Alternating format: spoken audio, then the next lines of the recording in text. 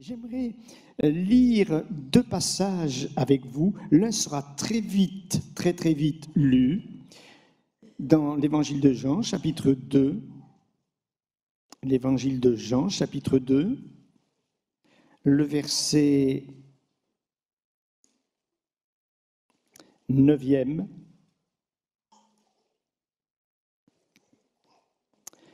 Quand l'ordonnateur du repas eut goûté l'eau changée en vin. Et je m'arrêterai que là. Parce que dans quelques instants, nous verrons pourquoi ce mot changer. Et puis dans l'Épître aux Hébreux, chapitre 6, vous savez que c'est le premier miracle que Jésus a fait. L'eau changée en vin. Hébreux, chapitre 6, et du verset 10 au verset 12e. Même verset 9e. Quoique nous parlions ainsi, bien-aimés, nous attendons pour ce qui vous concerne des choses meilleures et favorables au salut. Car Dieu n'est pas injuste pour oublier votre travail et l'amour que vous avez montré pour son nom, ayant rendu et rendant encore des services aux saints. Nous désirons que chacun de vous montre le même zèle pour conserver jusqu'à la fin une pleine espérance, en sorte que vous ne vous relâchiez point et que vous imitiez ceux qui, par la foi et la persévérance, héritent des promesses. Amen. Hier, nous échangions un coup de fil avec Daniel, votre pasteur, mon gendre donc, et puis c'était en fin de matinée, si j'ai bonne mémoire. Et je ne savais toujours pas ce que j'allais prêcher. J'ai eu toutes sortes de pensées qui me sont venues, des choses que dit la parole de Dieu, des choses qui peuvent nous encourager. Je n'avais toujours pas de message. Mais ce n'est pas toujours facile, mais je fais confiance à Dieu. Et dans la fin de l'après-midi, hop, c'est venu. Alors je me suis préparé, etc. Et ce matin, donc j'ai pris mes notes, ce matin, en cherchant un témoignage, je fouille. J'avais déjà préparé ce message il y a 1 mois, si j'avais su. Mais c'était bien, parce que Dieu me l'a fait préparer d'une autre manière, et j'aimerais que vous nous ameniez à réaliser ceci. Le but de ces lectures, c'est de nous amener à grandir dans la foi.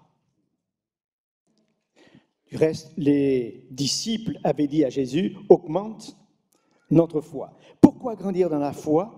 Afin d'hériter des promesses. C'est ce que nous venons de lire. Il y a des promesses qui nous sont données, écrites, accordées, mais nous ne les vivons que par la foi. Donc les promesses sont là, mais si je ne les accapare pas, si je ne m'en saisis pas, je ne pourrai pas les vivre. Je pense, il y a des années de cela, alors ça s'adresse aux plus âgés que moi, je ne sais pas s'il y en a beaucoup, quelques-uns quand même, hein. C'était du temps où il y avait le passage d'un couple qui est allé ensuite à Madagascar, un couple hindou, et ils étaient dans un cinéma, je crois, à Toulouse, et moi je venais de Montauban, j'avais 12 ans. Et à un moment donné, celui qui prêchait a voulu illustrer. Et c'était des pièces de 5 centimes, des vieilles pièces. Et il dit, qui veut cette pièce? Alors, on était beaucoup plus nombreux que cela, parce qu'il y avait les églises de la région réunies. Et j'avais envie d'y aller. Parce que je me disais, si j'ai cette pièce, c'est comme si j'allais acquérir une promesse de Dieu, une bénédiction. Mais j'étais très timide. Et je n'y suis pas allé. Et j'ai vu quelqu'un qui y allait. Pour les anciens, peut-être ils se souviennent, c'était le fils Renard.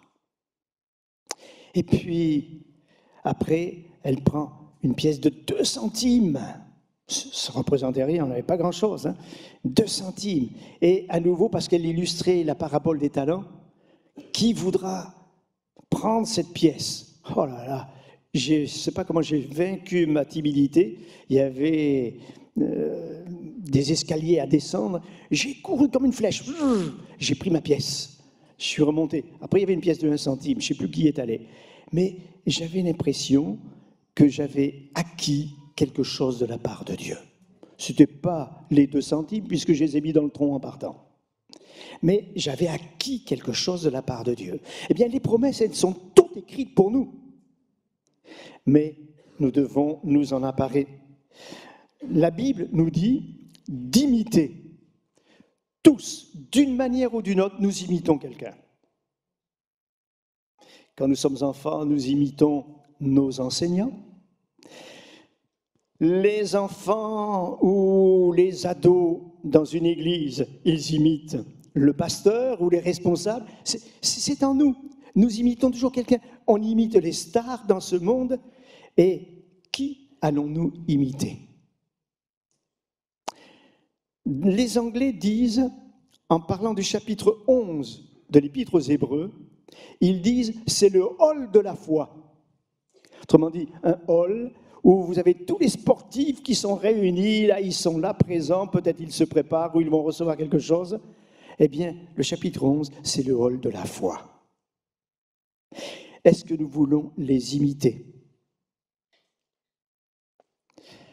N'oublions pas que si nous imitons, nous sommes aussi imités. Et qu'est-ce que les gens vont imiter de nous? Notre foi ou nos découragements? Qu'est-ce qu'ils vont imiter de nous? Notre hardiesse, notre zèle ou nos plaintes, nos murmures?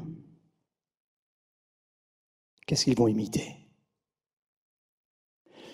C'est incroyable le nombre de livres que j'ai pu dévorer concernant la mission, les hommes de Dieu, etc. Parce que derrière tout cela, il y avait des choses que je voulais apprendre, découvrir, imiter. Je crois que j'ai une de mes filles qui est comme ça aussi, hein, et même mon Jean, parce que de livres je lui ai donné pour sa bibliothèque. Est-ce que nous sommes là prêts à imiter ceux qui sont des héros de la foi? Pas seulement ceux écrits dans la Bible, mais nous avons des hommes de Dieu qui sont des héros de la foi. Nous en avons même au milieu de nous. Nous avons dans les pays persécutés, ce sont des héros de la foi. Est-ce que nous voulons les imiter? La Bible nous dit, Dieu n'est pas injuste pour nous oublier ou oublier ce que nous avons fait, ce que nous avons dit, ce que nous avons accompli avec lui et pour lui, et même dans ces services-là. Ce sont des services discrets. Les gens ne montent pas sur l'estrade, mais ils le font de tout leur cœur pour servir Dieu. Moi, quand je rentre dans une église et que je vois que c'est propre, je bénis le Seigneur. Je vous assure, je bénis le Seigneur parce que je me dis, il y a de l'ordre, il y a de la propreté. C'est un peu le reflet de ce que Dieu fait au milieu de nous. Dans ce monde, vous avez vu comment, en France en particulier, plus on descend vers le midi, plus c'est comme ça, plus les rues sont sales, plus il y a de déchets, il y a des choses comme ça. Bien, quand on est dans la maison de Dieu, c'est simple. Mais Dieu n'est pas injuste pour oublier tout ce que nous faisons, soit que nous apportions la parole, soit que nous fassions un travail différent. Et ce que je sais, c'est que quand nous sommes confrontés à la déception, au découragement, à la fatigue, au rejet, parce que nous ne pouvons pas plaire à tout le monde, eh bien, laissons son amour nous fortifier. Et ça, c'est important. Et plus son amour se manifeste en nous, plus notre foi grandit. La foi, c'est comme un muscle. Si on ne fait pas travailler un muscle, il s'atrophie. Excusez-moi, mes frères aînés, vous qui avez le même âge que moi et peut-être un peu plus, comment sont vos muscles? C'est pas pour me moquer, mais je le sens moi-même. Ça diminue. Si je demande aux jeunes comment sont leurs muscles, ils sont pleins de force, parce que continuellement, ils font fonctionner leurs muscles. C'est logique, parce qu'ils font du sport, ils font autre chose. Eh bien, plus un muscle, on l'excite, plus on l'exerce, plus il devient fort. C'est ce que Dieu veut faire avec notre foi. Il veut que par la foi, nous obtenions les promesses, nous l'avons lu, et entre autres, la grande et dernière promesse, celle de rentrer dans son ciel de gloire. Dans la première épître de Pierre, au chapitre 1er, voilà quelques passages que nous donne l'apôtre. Et il dit ceci, au versets 5 et 6. « À vous qui, par la puissance de Dieu, êtes gardés par la foi pour le salut prêt à être révélé dans les derniers temps. C'est là ce qui fait votre joie, quoique maintenant, puisqu'il le faut, vous soyez attristés pour un peu de temps par diverses épreuves, afin que l'épreuve de votre foi, plus précieuse que l'or périssable, qui cependant est éprouvée par le feu, ait pour résultat la louange, la gloire et l'honneur lorsque Jésus-Christ apparaîtra. » Est-ce que vous croyez que Dieu est injuste pour essayer de nous permettre des épreuves dans notre vie afin de nous abandonner, de nous laisser et de mettre une croix devant l'entrée du ciel pour nous? Pas du tout. Il permet l'épreuve afin que notre foi grandisse et que par la foi, toutes les promesses qui sont dans la parole de Dieu, non seulement nous les vivions, mais nous puissions entraîner avec nous et derrière nous d'autres pour qu'ils nous imitent. Et ça, c'est important. Alors, la Bible, elle me montre une chose. Pour que ma foi grandisse, il faut que je sache que Dieu est le maître des temps et des circonstances. Nous sommes d'accord? C'est lui. Il change tout. Il est le maître des temps et des circonstances. Et parce qu'il est le maître des temps et des circonstances, puisqu'il change les choses, eh bien voilà ce que je dois apprendre dans la parole. Qu'est-ce que Dieu veut changer pour que ma foi grandisse et augmente? Alors, il y a 5 points que j'aimerais mentionner avec vous.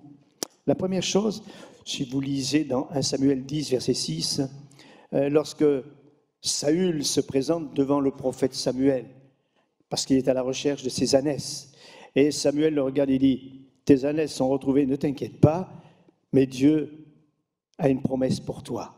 Il veut t'établir roi. » Et Samuel lui donne des détails sur ce qui va arriver après cette rencontre. Et la Bible nous dit que quand l'Esprit de Dieu a saisi Saül, il l'a changé en un autre homme. La foi, elle nous aide à changer.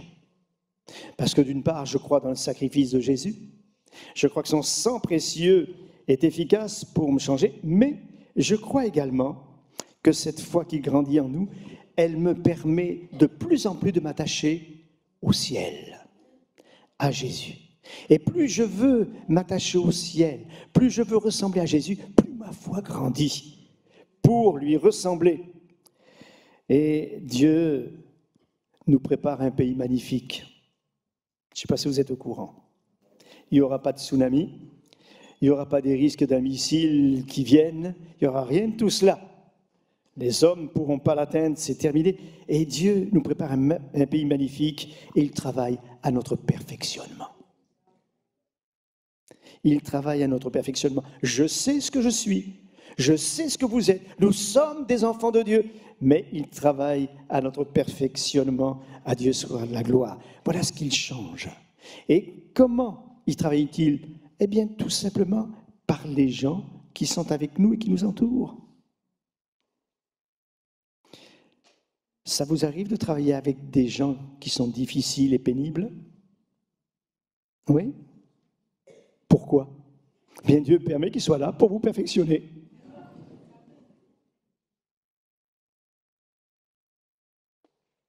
Quand je travaillais au centre hospitalier de Montauban, il y avait une demoiselle, elle ne s'était jamais mariée. Elle s'était mis dans la tête de faire de moi quelqu'un qui sache taper à la machine. Alors les anciennes machines, il n'y avait pas d'ordinateur, ça n'existait pas à l'époque, hein, dactylo. Moi, j'avais réussi un concours, pas pour être dactylo.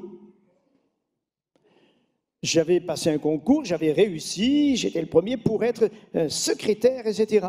Et elle s'était mis dans la tête, était la sous-directrice, de me mettre dactylo. Puis en plus, elle croyait que j'allais faire ça le soir, en plus du travail. En plus du travail, moi j'allais voir ma fiancée. J'avais pas du tout envie de faire ça. Mais elle a insisté. Alors, elle me faisait prendre 1 heure dans la matinée, pendant les heures de travail, pour apprendre à taper à la machine. 1 heure l'après-midi pour apprendre à taper à la machine. De temps en temps, j'étais bien obligé de rester un peu plus le soir.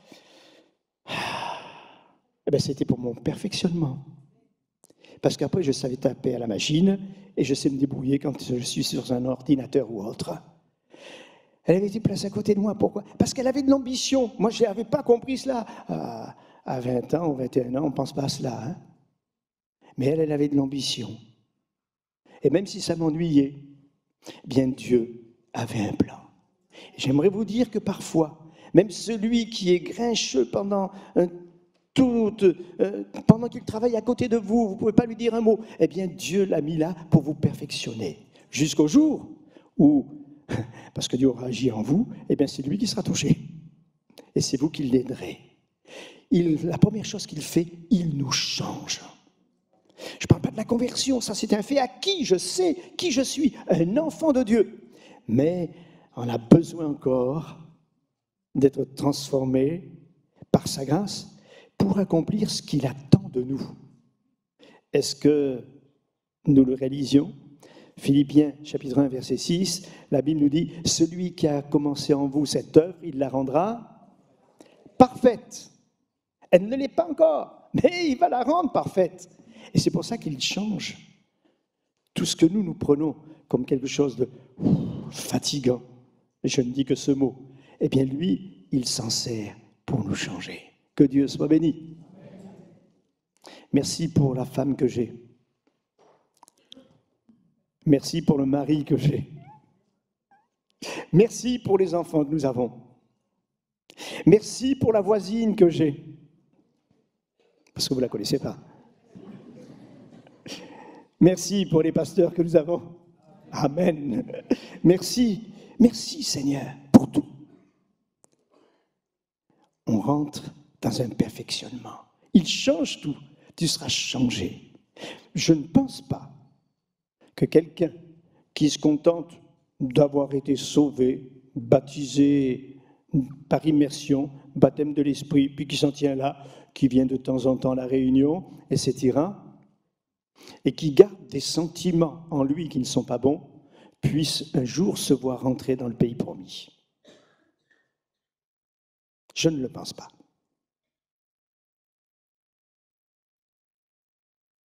Tout à l'heure, je ne dirai pas qui, je demandais à un frère comment allait, quelqu'un qu'il connaît bien. Il m'a dit, Dieu m'a donné une victoire. Je suis allé lui demander pardon. Ah, oui, maintenant, s'il devait partir, le ciel est ouvert. Parce qu'il a rangé perfectionnement. Ah, nous en avons tous besoin. J'aimerais parler d'une deuxième chose que Dieu change. Si vous lisez Genèse, chapitre 50 et le verset 20, c'est Joseph qui a été jalousé par ses frères, vendu par ses frères. Vous connaissez tous la vie de Joseph, très, très difficile et compliquée. Et puis comment Dieu l'a relevé, l'a restauré, comment Dieu s'est manifesté. En tout cas, j'aimerais vous dire que les mauvaises actions de ses frères, les fausses accusations de la femme de Potiphar et l'oubli de les chansons ont contribué à son perfectionnement. Et enfin, il est élevé, il est le second après Pharaon. Et quand ses frères qui l'ont vendu et qui l'ont oublié, il ne sait pas ce qu'il est devenu, quand Joseph, second de Pharaon, voit ses frères arriver, vous savez comment les choses se passeront?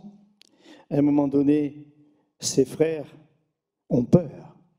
Et surtout quand le papa Jacob meurt, et Joseph leur dira, c'est pas vous qui m'avez envoyé, c'est Dieu qui m'a envoyé avant vous, et il a changé le mal en bien. Que Dieu soit béni. Et ça, c'est ce que Dieu veut nous dire. Il change le mal en bien. Nous connaissons avec le pasteur Daniel Billy Petit. Tu vois qui c'est? Tu devrais t'en rappeler dans une convention en Clermont-Ferrand où tu n'as pas dormi, moi non plus. Voilà. Billy Petit est un frère originaire de, je ne sais pas si c'est des Antilles ou d'Afrique. Mais alors, un grand gaillard. Excusez-moi pour le terme gaillard.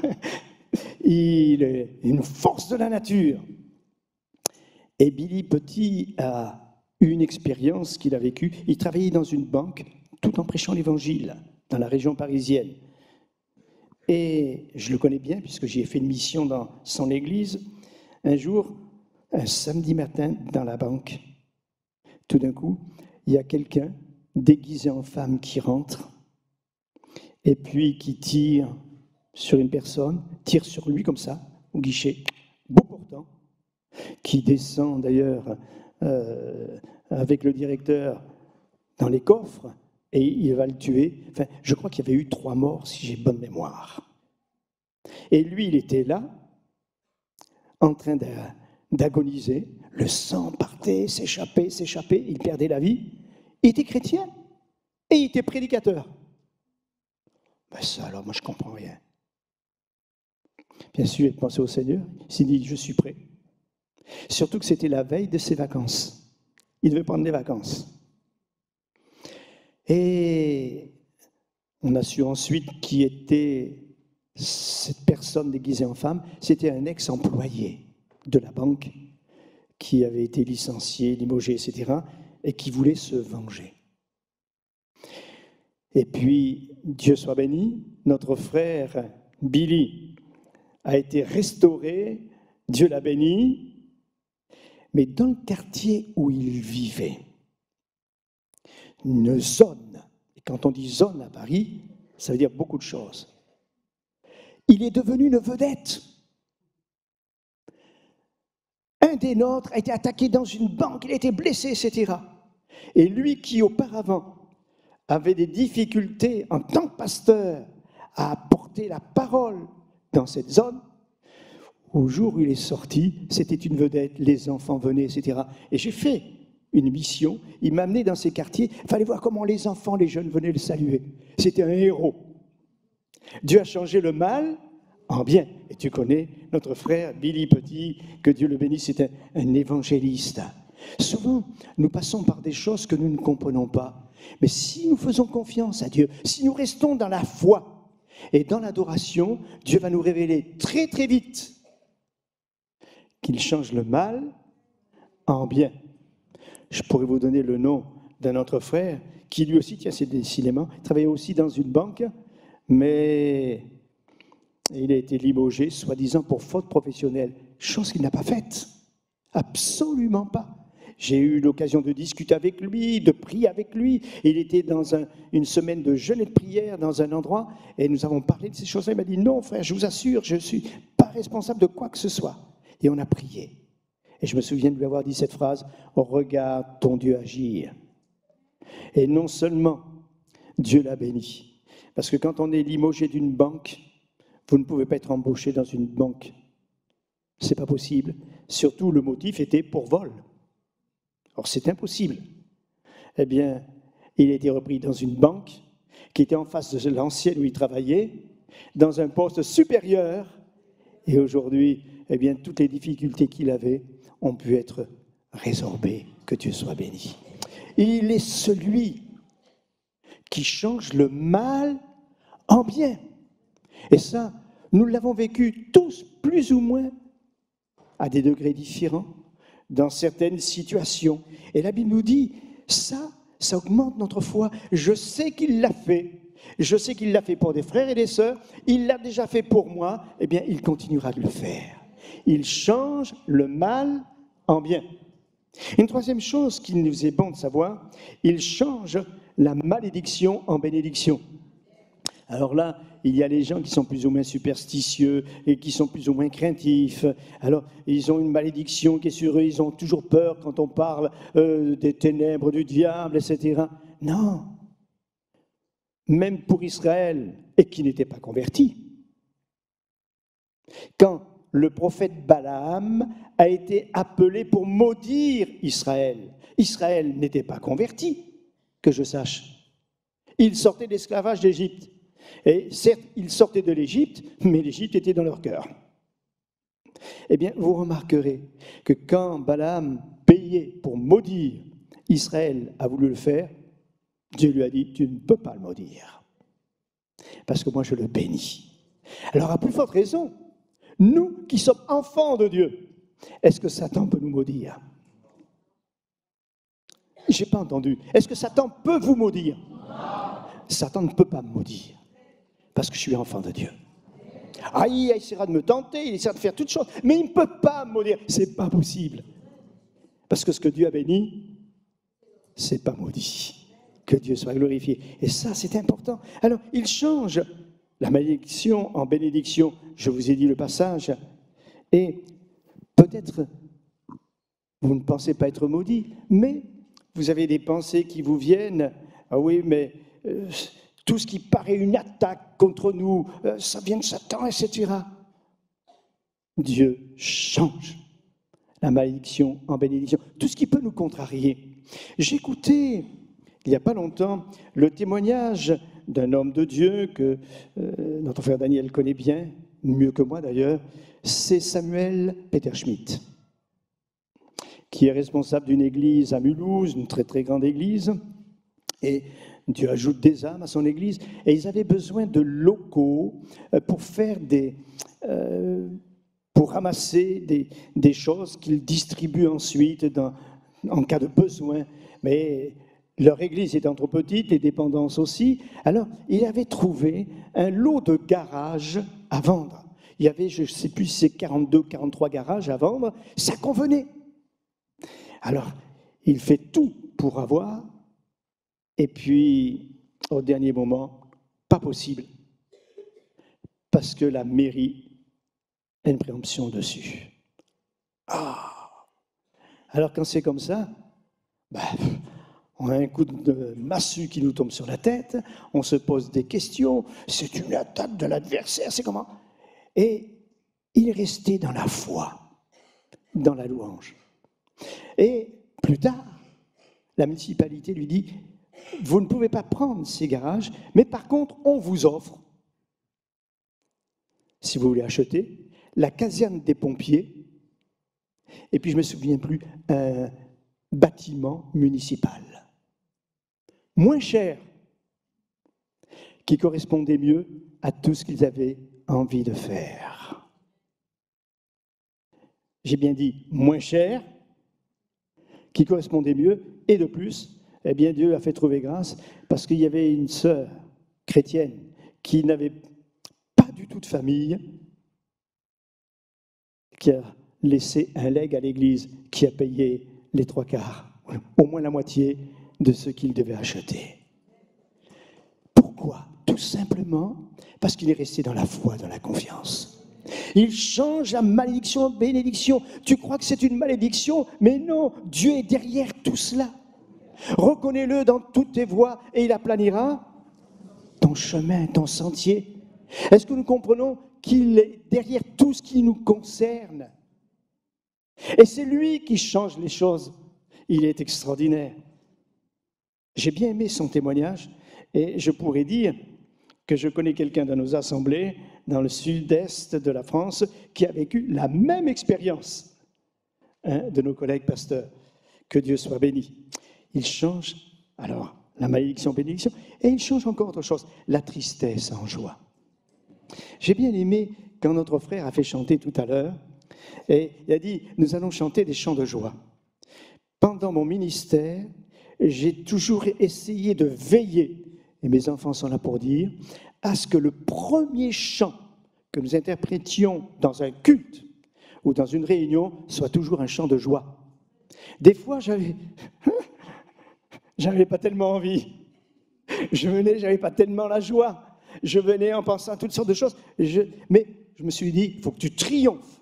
Si tu veux que les gens aient la joie dans le culte, si la joie de Dieu, on la veut l'avoir parmi les siens, mais il faut que toi, tu l'aies. Et je me suis toujours efforcé, et je m'efforce toujours, dans un premier chant, d'avoir la joie.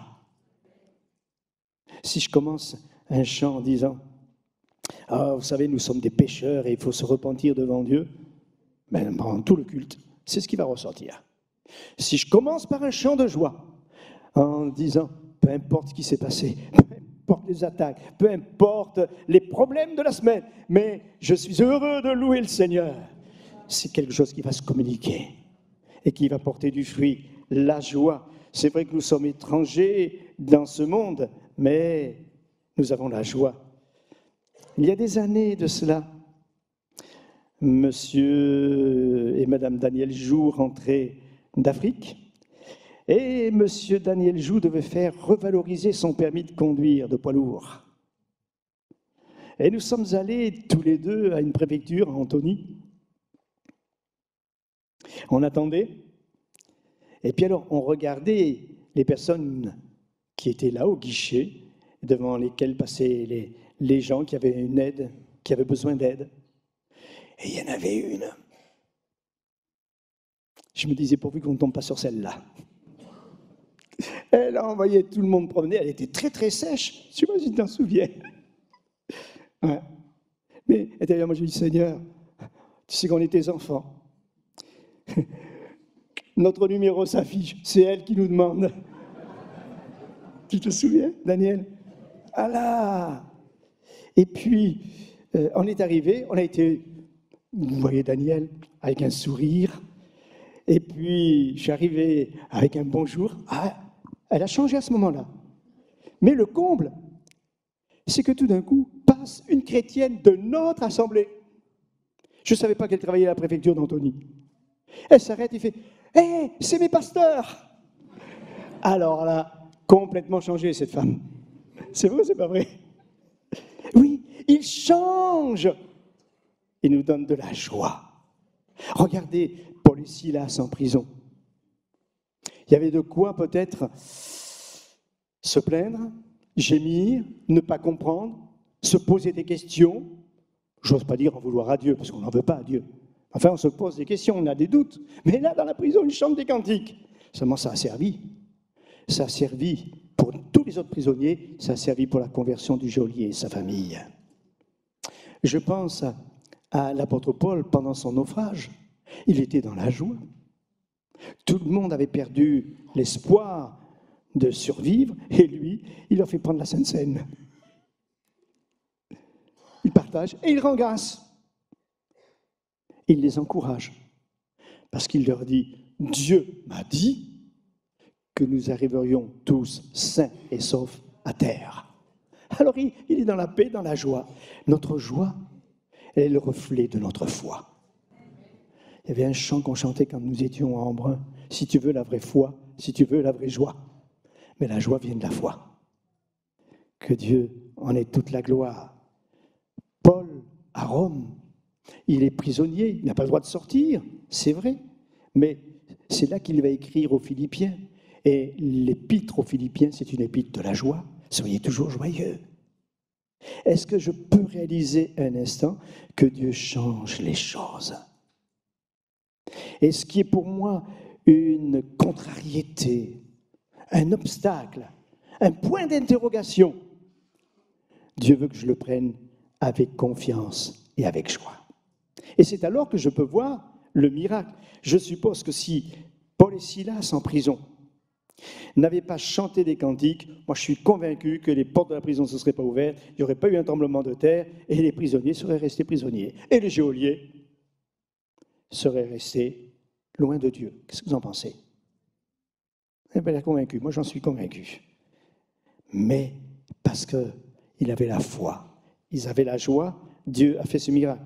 Et enfin, j'aimerais dire, il change l'eau en vin. Une vie monotone, une vie fade. Peut-être tu penses que tu as une vie inutile. Eh bien, Dieu veut la changer. Et il veut te rendre une vie alléchante. Parce que la vie chrétienne, c'est une vie extraordinaire. Ah, c'est de l'imprévu avec Dieu. Mais moi, j'aime l'imprévu. Ça me concerne. Je ne suis pas le seul d'ailleurs. J'ai des enfants qui me ressemblent un peu à ce niveau-là. Mais j'aime l'imprévu. Et j'aime quand Dieu là, se met au milieu d'une intervention, ce n'était pas prévu, mais il dirige toutes choses. Nous avons un frère bien-aimé, Chantal et Daniel se trouvaient à son baptême, Rémi, ancien légionnaire.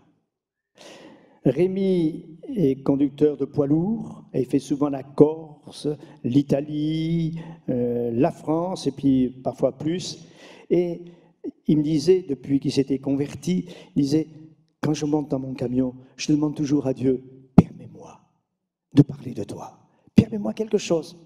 Et il roulait sur la route, et tout d'un coup, il voit une femme arrêtée. Elle avait crevé. Il se met derrière elle, il met son warning, et puis il va pour l'aider. Elle n'arrivait pas à dévisser la roue, donc il le fait. Alors c'était pas une roue de secours, c'était ce qu'on appelle une galette. Vous savez ce que c'est qu'une galette? C'est une roue de secours, mais plus petite, et on ne peut pas rouler très vite et trop longtemps avec ça. Alors il lui met cela, et il lui dit, écoutez, eh bien, je vous escorte jusqu'à ce que vous rentriez en ville et que vous arrêtiez dans une station. Et avec son camion derrière, il roulait. Moi, en principe, quand on ne va pas vite, les camions, on klaxonne. Hein. Mais là, il roulait. Et puis, il était content. Il avait pu aider quelqu'un. Et elle s'arrête. Il stationne lui aussi. Et puis, il lui dit, ben voilà, je suis chrétien. Elle dit, mais moi aussi. Ah. Et alors, écoutez, ce que vous avez fait pour moi, c'est gentil. Elle téléphone à son mari. Est-ce qu'on peut inviter cet homme à manger à la maison? Marie dit oui, ils étaient chrétiens tous les deux. Il dit oui, il va. Et puis, il discute comme ça. Il dit voilà, moi je suis chrétien il n'y a pas longtemps. J'ai été baptisé à Bastia. Alors, il y avait le pasteur Galifo et son gendre, sa fille Daniel Joux. Elle leur a fait, pasteur Galifo, mais je connais, c'est lui qui m'a baptisé. La joie qu'il y a eu. Il est celui qui nous aide. Si nous faisons confiance à Dieu, il change l'eau en vin. Il y a des œuvres qu'il nous a préparées d'avance et il veut que nous puissions les accomplir. Que Dieu soit béni. Je pense qu'il nous faut rester attachés à Dieu. Même si je ne comprends pas, même si tout semble contraire, je dois rester attaché à mon Sauveur. Ce que je vais vous dire, c'est le témoignage d'un chrétien qui était très ami à un pasteur. Et il lui dit, ce chrétien prenait l'avion et il allait de Washington à Los Angeles. Et tandis qu'ils étaient, alors je ne sais pas combien il y a d'heures d'avion, je n'ai pas du tout idée et notion des distances, mais à un moment donné, il leur fut dit qu'ils allaient atterrir à Sacramento, parce qu'il y avait un souci. Donc l'avion atterrit, et il demandait aux gens de descendre de l'avion, et pour se dégourdir les jambes, etc. Et tandis que tout le monde se levait, ce chrétien voit, il y avait quelqu'un assis devant, aveugle, complètement aveugle, avec son chien, parce qu'il était aveugle. Le pilote sort et il dit, monsieur Intel, est-ce que vous voulez sortir pour vous dégourdir les jambes? Il dit non, je n'ai pas besoin de marcher, mais peut-être que mon chien, lui, a besoin de marcher. Prenez-le. Or, tout le monde était descendu, et puis sort en dernier le pilote de l'avion, et il avait des lunettes noires, des lunettes de soleil que l'on met comme ça. Il le voit sortir, descendre par la passerelle de l'avion, avec des lunettes noires et le chien de l'aveugle.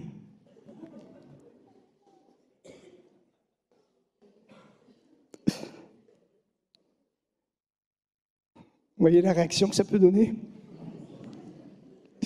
Je vous assure, c'est la réalité. Plusieurs ont demandé de changer d'avion. Parce qu'ils pensaient qu'il était aveugle.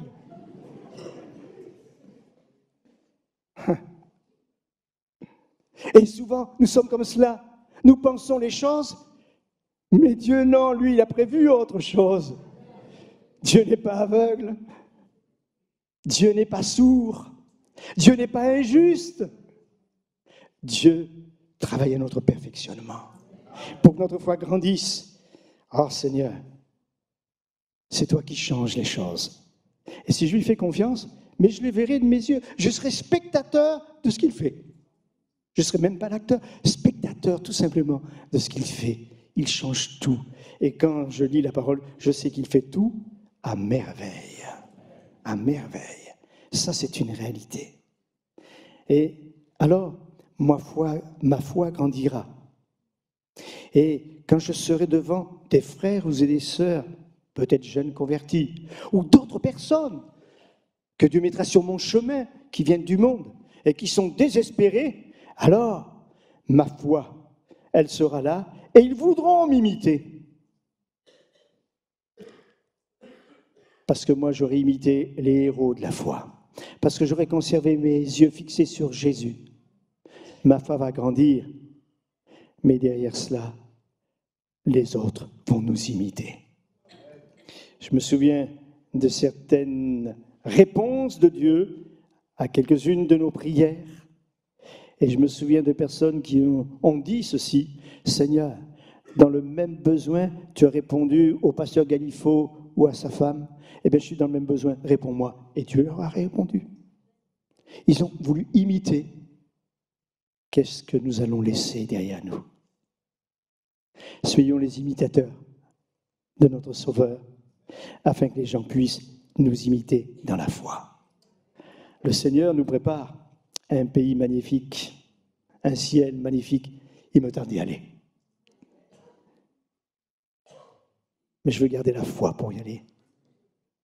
Et je voudrais que vous ayez la foi, et une foi qui va grandissant, pour que tous ceux qui vous connaissent puissent désirer avoir la même foi. Ma foi, ce n'est pas une personne. Ma foi, elle est basée sur Jésus. C'est ce que nous apprend la parole de Dieu, que le Seigneur nous aide à grandir dans cette foi. Et vous savez, c'est formidable ce que Dieu peut faire, ce que Dieu accomplit. La Bible nous parle, c'est un riche trésor que d'avoir la foi.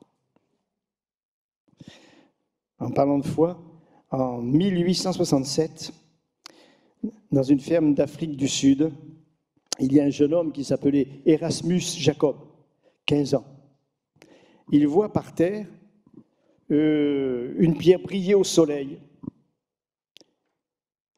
Il la prend, il rentre chez lui et il la montre à un voisin qui a voulu l'acheter. Pas cher, mais il l'a acheté. Et ils l'ont vendu. Ils l'ont vendu, même pas. Parce que ça, c'était le garçon qui voulait la vendre. Mais il a demandé à sa mère, et la mère a dit à son voisin, gardez-la, je vous la donne. Et lui, il a pris la pierre.